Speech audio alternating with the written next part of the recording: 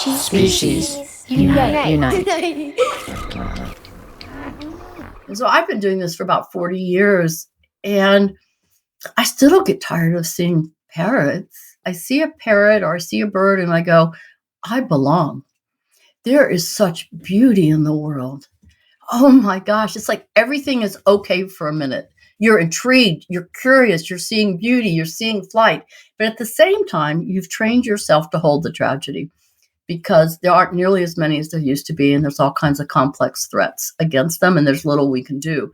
So you see a wild parrot, that is also the internal conversation. They're in trouble. It's not like it was, or it should be, or could be. So that's what it's like to see a parrot, is to see the beautiful and the tragic.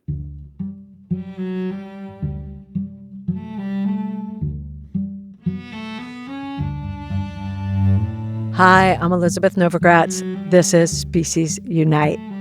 We have a favor to ask. If you like today's episode and you have a spare minute, could you please rate and review Species Unite on Apple Podcasts or wherever you listen to podcasts? It really helps people to find the show.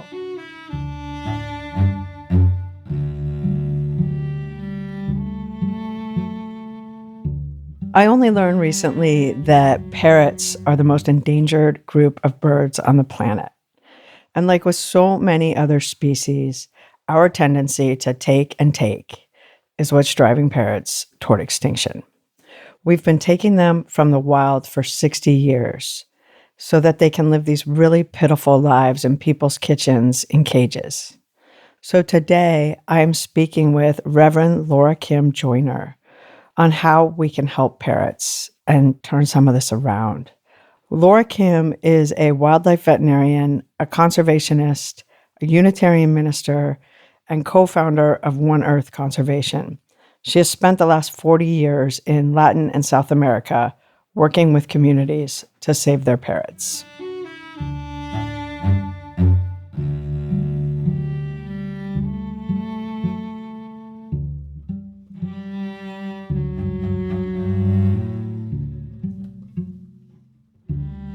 Welcome, LoraKim. I'm super happy that you're here. I'm really honored.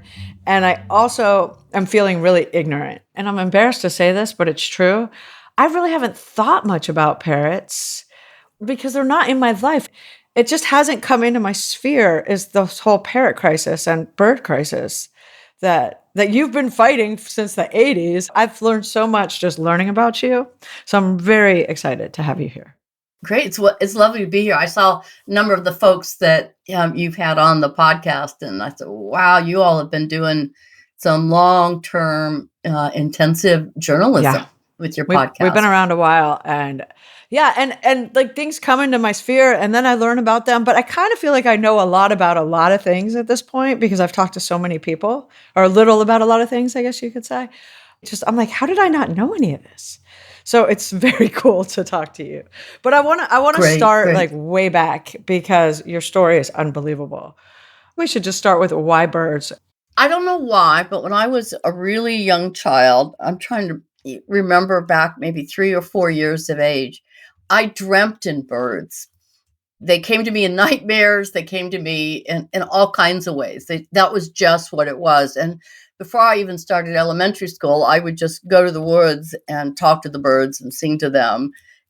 And again, I don't know where that came from, but birds have always been with me. And so I knew at a really young age, 6, 7, that I wanted to work with conservation of birds. They needed company. And I even tell this story that, and please, no offense to people who are very deeply rooted and beloving their religious tradition, but I grew up in the Methodist Christian tradition, and we had to say our prayers every night, kneel down by the bed and do that. And I would do that, and I would look out the window at the trees and say, but God, I don't want to go to heaven unless the birds go too. And why parrots? I didn't necessarily go to school to do parrots or veterinary school, or I have a degree in epidemiology too. It wasn't necessarily to do parrots. One, they're really fun. And 2, 40 years ago, people didn't know a whole lot about them. And where parrots are hurting, people are hurting. So it's a very there's a nexus of oppression and colonialism and beauty that is very compelling to work in, because you can get and not solve, but we can address many of the harms in the world. And of course, parrots are the most endangered group. Not that it's a race or a comparison, but they're one of the most endangered groups of birds in the world. So they need the attention. So did you know then when you went to vet school that you were going to go to Latin America or go to where the birds need you? I never wanted to work in a domestic clinical situation. I only wanted to work with wild birds. I wanted to be a wildlife veterinarian and work in conservation. So it's always sort of a struggle to work in the domestic side of veterinary school. Yeah. Because that's not what I wanted to do. And so this is like the 80s, right? When you first went to Guatemala? It was in 87. And that's the first place you went? That's right. I had barely been out of the country at all up until that point. Did you know what you were walking into, like, aside from the parrot crisis, like the bigger picture? Well, at that point, we didn't even know there was a parrot crisis. Okay. People in the Americas had not documented the nearly 100% poaching we documented in Guatemala in the 80s and 90s. People didn't know because there weren't that many wild parrot projects. We just didn't know. Parrots were still coming in legally around the world in hundreds of thousands every year. So we didn't know the impact of the wild populations or with the people. So we were one of the first projects to be able to document that and say, oh my gosh, this trade is just really killing the birds. And no, I had no idea. I was raised Southern redneck. And again, I could claim that, so I don't want to, don't want to offend any more people than I have to. But I grew up, very, very simple, lower middle income. I did manage to get education, but we were not worldly people and had not traveled. So I had no idea.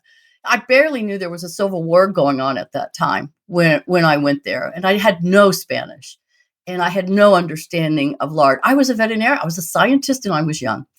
So, what did you think you were going there to do? In that first year, they had a group of confiscated yellow-naped parrots that is now critically endangered. They had a group of 200, and they couldn't keep them alive. The government had confiscated them, farmed them out to various people, and one person who had some income and had been having parrots and was interested in helping them, a Guatemalan. She had a number of them, and they kept dying on her. So she called up to the United States with her contact. She was connected in the wildlife world. Said, we need an avian vet here right now. And I was able to get off of my work at that time to go there.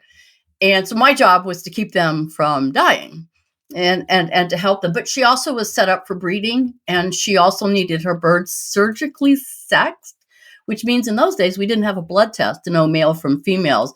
So you had to go in with an endoscope camera surgically to see whether they had what kind of private parts they had, whether they had testicles or ovaries. And so I set up her birds for breeding as well while I was there. And then, like, slowly, does it all just kind of start coming to you that, like, hey, oh my God, I have to do something, that there are not going to be any parrots left in the world? I didn't know in those first visits working a fairly wealthy individual in Guatemala City, and they had ranches out in the country. I didn't know that the trapping rate was at that point. We didn't know. I was a veterinarian. I was working in aviculture. I was working with people who sold birds as pets. I mean, that's what I was doing at that age. And it took about 3 years for us to find funding and for me to spend more time at their ranches. And I saw my first parrot ever on that first trip. And I had amoebic dysentery. I had 2 kinds of amoebas. I was so sick. I couldn't get out of the bathroom from both ends. But they managed to take me for a walk, and I saw my first wild parrot in 1987. And I knew that, okay, I'll work with you on your private collection, but I'm headed to the field. I need to be with them and understand them. And it's only then that we understood they were in trouble after a couple years of field work. Right. How does this all happen? How'd you go from working private to working with people and communities and saving birds across Latin America?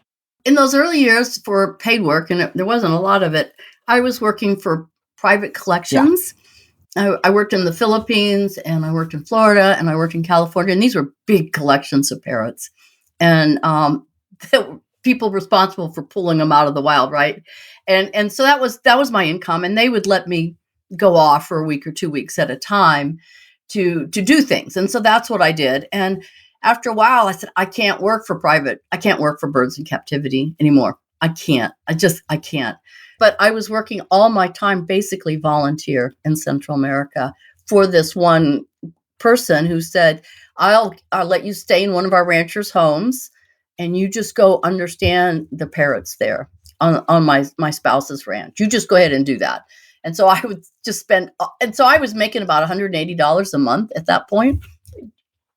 Didn't go to the dentist for 8 years, never went to a doctor. There was no money.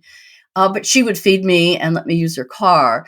And then we eventually got grants to pay salaries and pay people and pay for a lot of support of this woman. It was no doubt about it. She was critical to the development. And while I was there in Guatemala during the Civil War, I realized that as a veterinarian, I'm not going to be able to save the parrots because we had nearly 100% poaching, which we could not stop. It was a very violent area. People died, assassinated, murdered, all of that, all around me. It was very scary. I was scared. I came back to the United States, I think, with post-traumatic stress syndrome. I couldn't go out at night, and I cried every night. It was, I think that's what we call that, nightmares every night, because it really scared me because I didn't know that that's the way a lot of the world worked. And I realized that the people were really in trouble.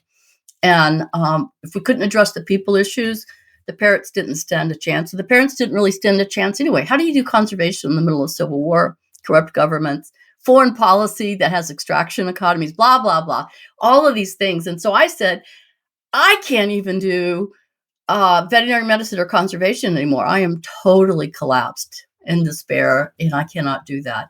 And that's where I said I need more skills. And at that time, they did not have degrees in human dimensions of conservation and the people aspect of conservation. So I went to divinity school to pick up the skills so I could go back and be more resilient, do some healing, and go back to frontline conservation. So I chose divinity school as the way to do that. And that's a really long answer. You need to stop me. I know you're going to do. I love this story. It's nuts. And so you became a Unitarian Universalist minister. Right. Did that heal you somewhat too, like personally? Yes, it's a really good process. I went to divinity school not to be a minister, to be ordained. I said, I don't do that. I had, I come to Jesus moment. I had said, I don't think I really believe in the God I grew up with that allows such bad things to happen to people and parrots. I don't really understand this concept of hell and judgment. So I didn't go to serve churches of any tradition. And I slipped into that because I was not ready after 3 years of divinity school to go back. I hadn't healed enough. I still had a lot of things to work through at that and more skills to pick up. So I slipped into church work for 10 years, actually serving congregations and playing around a little bit with conservation on the side. But I couldn't even talk to people I used to work with. I had to leave it. I had to really leave it and gingerly step back into it to see if I had the resilience and the ability to go back to frontline conservation. And when you stepped back in, where did you go? Guatemala. How did it feel like when you first went back? It was scary. I didn't know how I would do. Didn't really trust the safety of the area. Yeah. I was still a cautious traveler. I hadn't done all that much. It's still mostly been Guatemala at that point. And so I was concerned. And it was also a very, what's the word, liminal time in my life, because my brain was trying to heal and see what I could do in the world. So to be back with people and parrots set up the healing goes on. A very important step of integration with the new skills and being older. And, we just calmed down a little bit to see a new way of being in the world, to mix a very strong human dimension to conservation and let go of results. What can we do, and just be present to the beauty and the tragedy. So that was a new approach than just being a wildlife veterinarian. So I said, okay, how can I do this people thing? And I'm still trying to figure it out. But it really changed for you once you decided to do the people thing. Right. And I couldn't really do church work anymore. It was never birdie enough. They let me do a lot. The churches were very nice, and the people were great. And I hoped I helped some congregations I was with.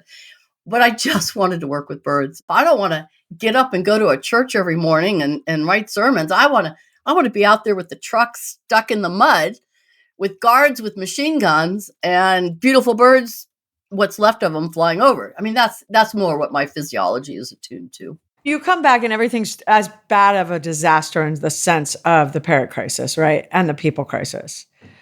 And so how are you different? I know you've now got 10 years of ministering in you, but how is that different in the way you approach everything?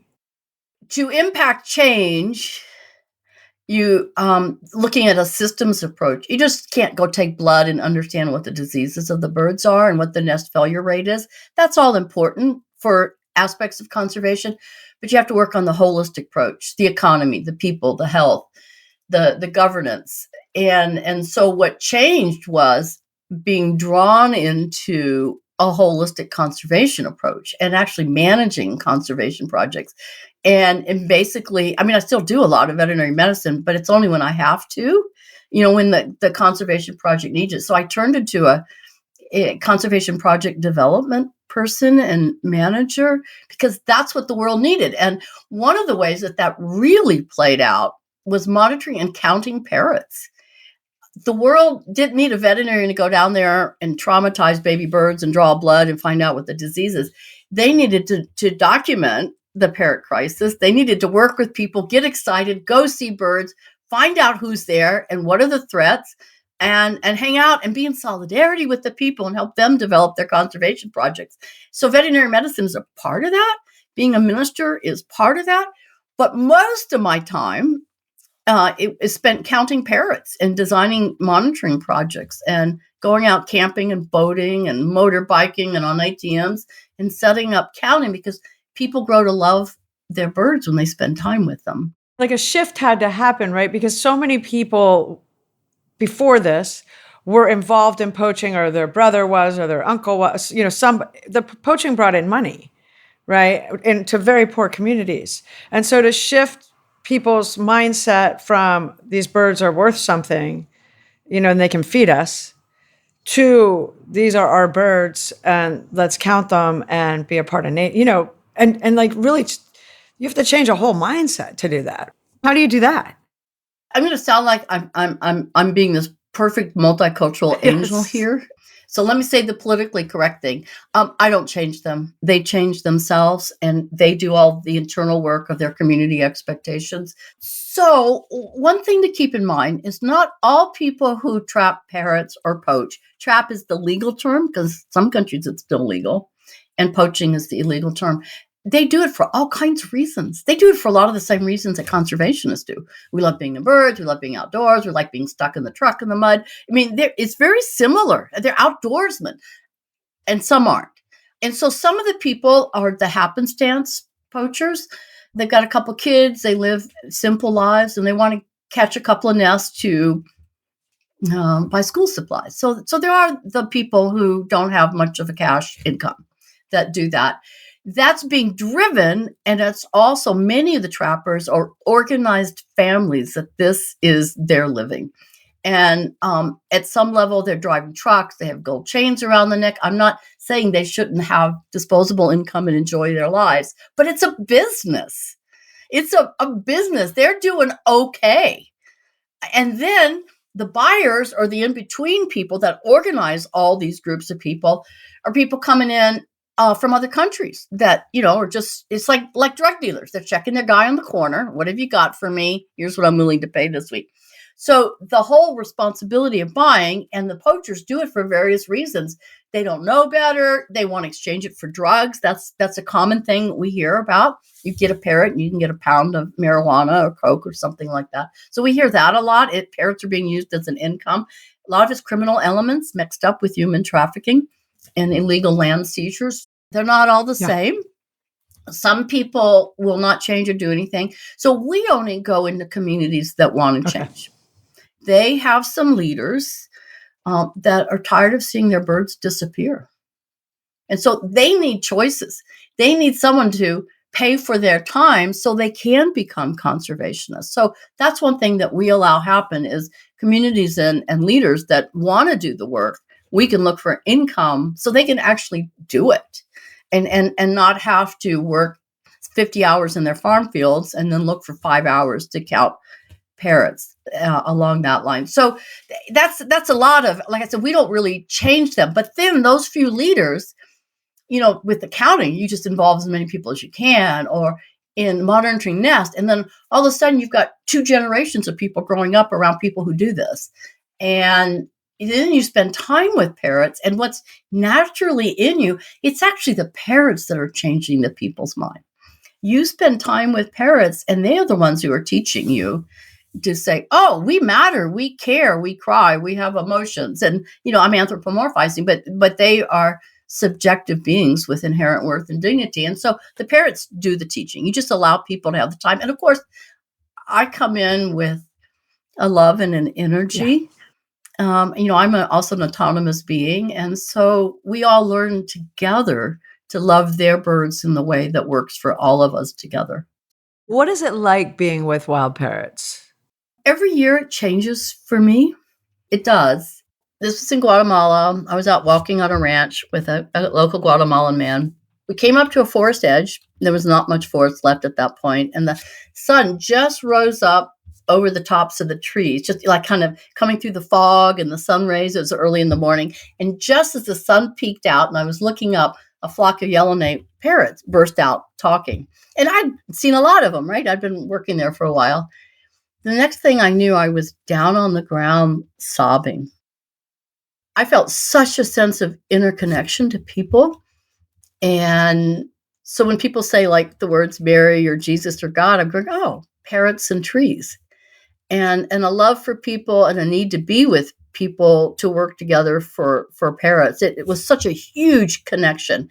And birds do that for a lot of people, maybe not so dramatically. It reset my brain chemistry. But it can happen slowly too. And that's what it's like to see a parrot. It rewires your brain to be open to beauty and interconnection.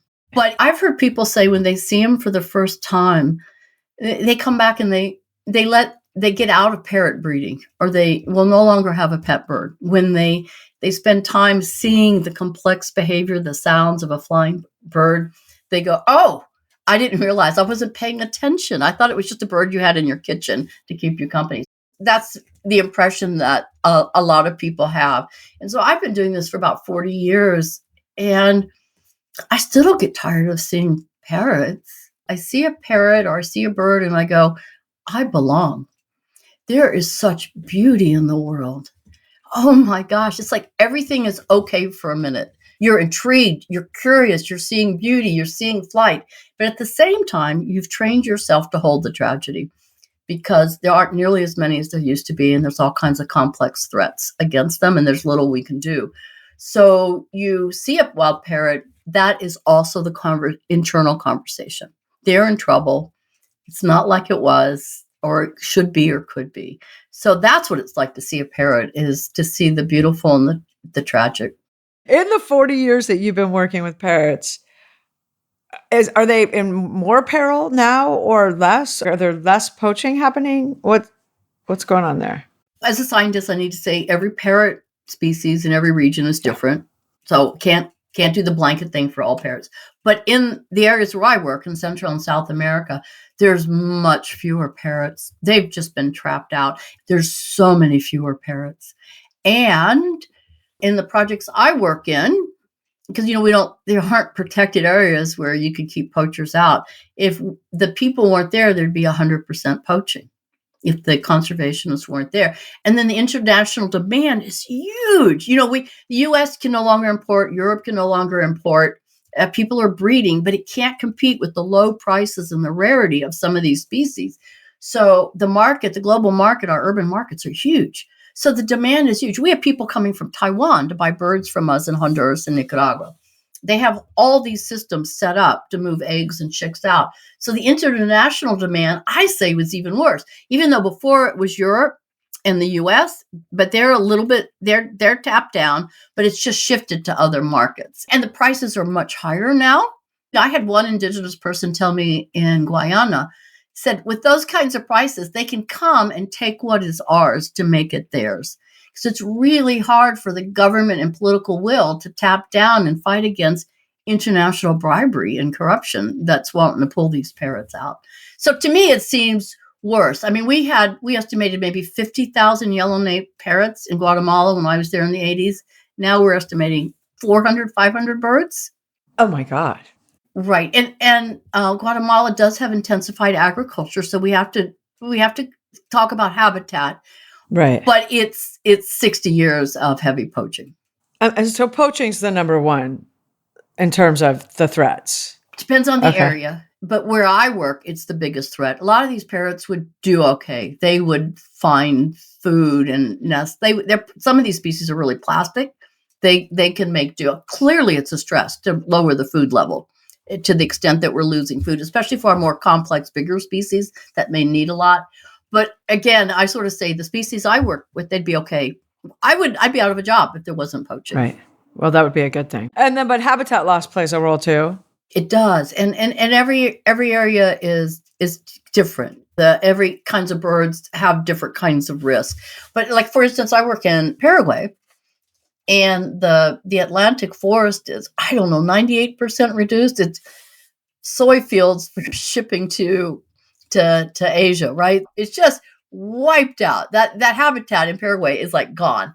And then you put in 100% poaching or 90% poaching, the birds don't stay. There's just remnants. There are remnants of populations left. And even if they can hang on to certain habitats or certain ranchers want to protect their area, or we have some national parks, the international trade to the middle buyers, to the poachers that make livings with their family is entrenched. And so the few remaining birds that are there are just getting slaughtered. Because you've been doing this for so long and you're in so many different communities all over the world, do you feel hope? Well, I should say what's politically correct, right? I'm somewhat of a public figure. I say, oh, sure, I've got hope. You betcha. I'm sad a lot. You hear it every day. The powerlessness of myself and other. I've had friends killed protecting parrot nests. And there's so little I can do because we really need the governments to have the political power and will to do this. We're just playing. We're just doing, somebody gives us money to go try to stop trafficking. We're just playing. We can't have sustainable change until we get governments that have the capacity to do this. And when you've got corruptions and bribes and international corporations and basically failed states almost in so many dictatorships, blah, blah, blah, we don't see how we have much power. And we have to try, because for this day, a parrot got saved. For this day, a child fell in love with a parrot. For this day, we had teamwork that is so inspiring about what people can do together, that perhaps the remnant populations that we can save can be a seed for the future. And the miracle might come, but the miracle is the social capital of all of us and the fierceness of the species. So what did Lord of the Rings say? What did Aragorn say? We shall just have to go on without hope. That's so hard to hear. Are there any governments, like any examples of governments intervening in Latin or South America that are protecting their birds? Some of the countries have passed, of course, all but Guyana and Suriname you cannot trap parrots and export them. That's all of them. And in French Guiana, you can hunt them still. So that's it. So even though the countries have passed the laws and they get it, decades ago, they aren't able to stop it.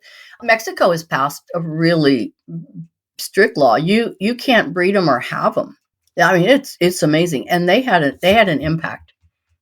They still have high poaching. They still have a lot of trouble, but that was pretty amazing. And it probably was the NGOs and certain key people that made that happen and keep the governments going and do the research. So there's kind of a nice example, but Mexico is a major buyer of parrots from Guatemala and Honduras. So we haven't stopped it. So any other countries, I always think that the countries I work in have very little political will. They're corrupt. They have no resources, right? Or they're just there because they're political appointments. I think the countries I work in are bad, but I hear really hard stories from other parts of the world about conservationists, about how hard it is to work with the government. So are any effective? We have really good relationships with several local government offices in Guatemala. They're great. They're great. And the community is great. And we might just save that parrot in that little community. But it's going to take constant money and presence. Can you buy a parrot in the US still? Mm-hmm. Really? We have pet stores that have parrots? So people breed parrots and as business or kind of like a hobby. But that's how you get parrots in the US. They're bred. Certain parrots are still smuggled in. You see them in Texas, in the border areas. Yeah. So all of a sudden a bunch of babies show up and you go, that could not have come. So they're still smuggling. So you could be, if you get on Facebook and answer an ad, you could be buying a smuggled bird. So you still need to be careful of that. So that's kind of mostly the US and Europe. A lot of people are pulling parrots out illegally. They're bribing people. They're moving them out in small planes. That's going all over the world. So that's a really big thing that's going on to supply the collector mentality around the world. And so the question was, oh yes, can you buy a parrot? So yes, you can, but they're not as cheap and available as they used to be when we had open importation into this country. Is there like a cultural, I mean, I really feel dumb not knowing this, but is it culturally not so cool anymore to own a parrot compared to? It's not so cool. That's good. But people really don't know. And we've been talking about this Parrot Crisis Summit we have coming up this weekend. It's because people don't know. They don't know that conservationists are dying in other countries saving parrots.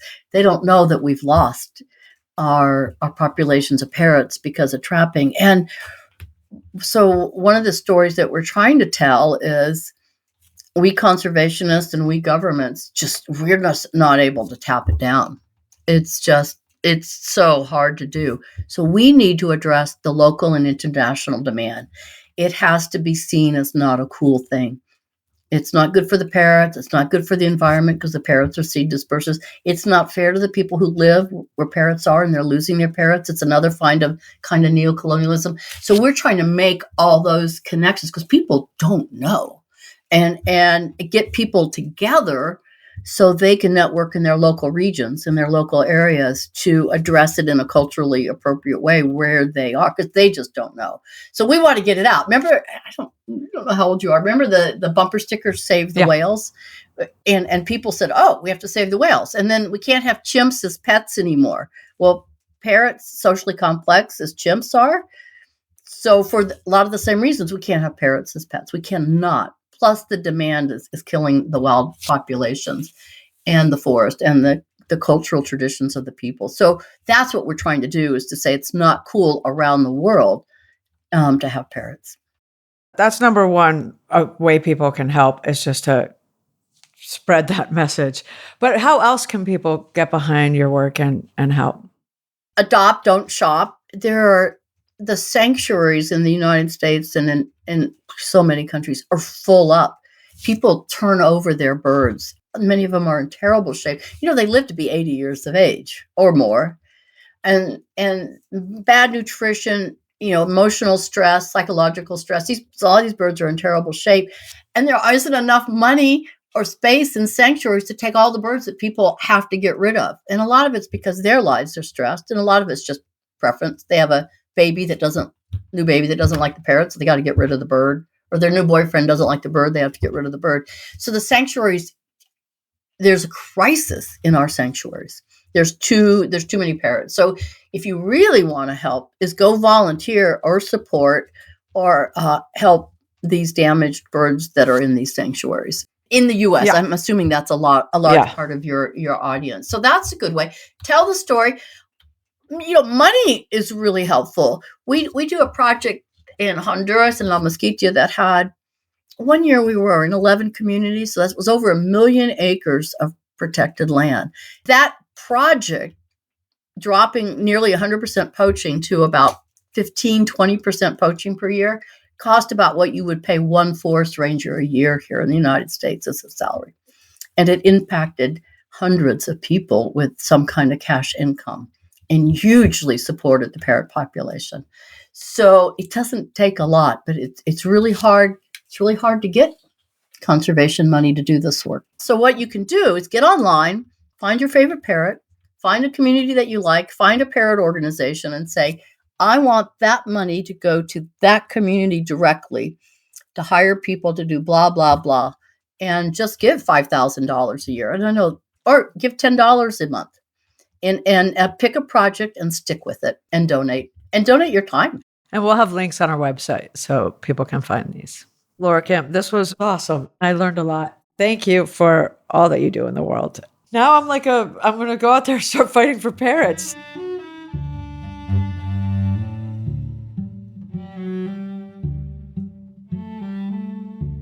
To learn more about LoraKim, to learn about One Earth conservation, and just to learn about the parrot crisis, go to our website, speciesunite.com. We will have links to everything. We're on Facebook and Instagram at Species Unite. If you have a spare moment and could do us a favor, please subscribe, rate, review on Apple Podcast or wherever you listen to podcasts. I would like to thank everyone at Species Unite, including Gary Knudsen, Caitlin Pierce, Amy Jones, Paul Healy, Santina Polkilink, Sam Kosel, Sierra Dolan, Bethany Jones, and Anna Kallner, who wrote and performed today's music. Thank you for listening. Have a wonderful day.